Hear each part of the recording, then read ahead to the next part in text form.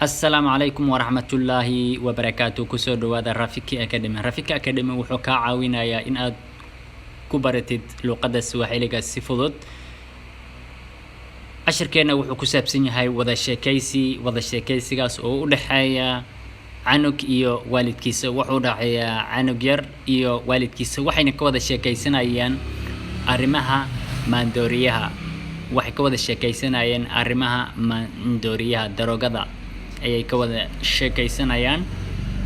Canugii ayaa sheekadiisa bilaabaya wuxuu leeyahay samahani kwa nini watu wanakunywa pombe. Wuxuu leeyahay iga raali noqo dadka maxay u cabaan qamriga. Samahani kwa nini watu wanakunywa pombe. Iga raali noqo dadka maxay u cabaan qamriga.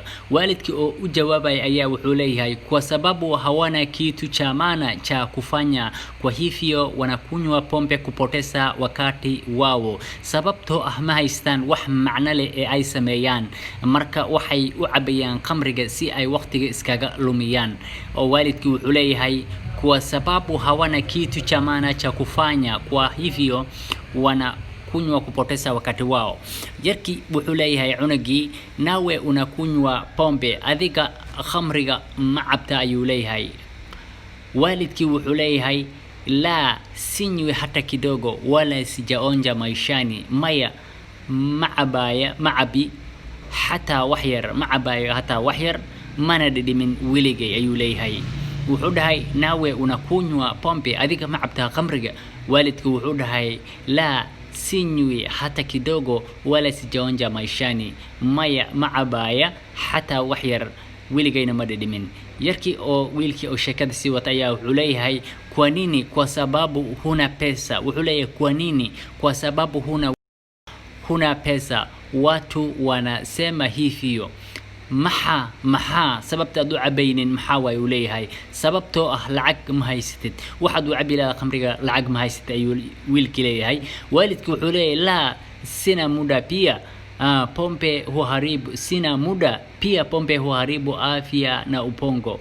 wuxuu leeyahay waalidkii maya waqti ma haystid, tan labaad khamriga wuxuu kharibaa caafimaadka iyo maskaxda.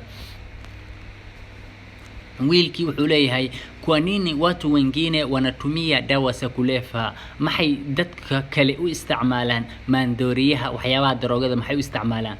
waalidku wuxuu leeyahay wanatumia dawa za kulevya ili walewe. waxay u isticmaalayaan maandooriyaha si ay u sarqaamaan ayuu leeyahay. wuxuu leeyahay wanatumia dawa za kulevya ili walewe.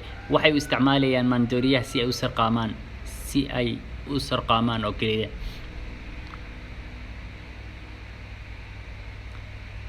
wiilkii wuxuu leeyahay wakishalewa watapata faida gani. wakishalewa watapata faida gani. haddii ay sarqaamaan maxay faa'iido ah oo ay ka helayaan. haddii ay sarqaanka maxaa faa'iido ay ka helayaan.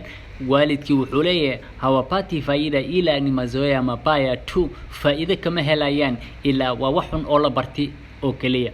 waa wax xun oo la bartay oo liska goon karin waay. ni mazoea mabaya tu waa wax xun, shay xun oo la bartay ilaa wax faa'iido ay ka helayaan mala haddii ay sarqaamaan.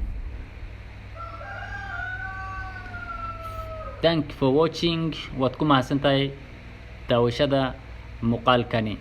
fadlan haddii aad kanaalka ku cusub tahay subscribe saar si aad u heshid fiidiyoyo kale oo noocan oo kale ah.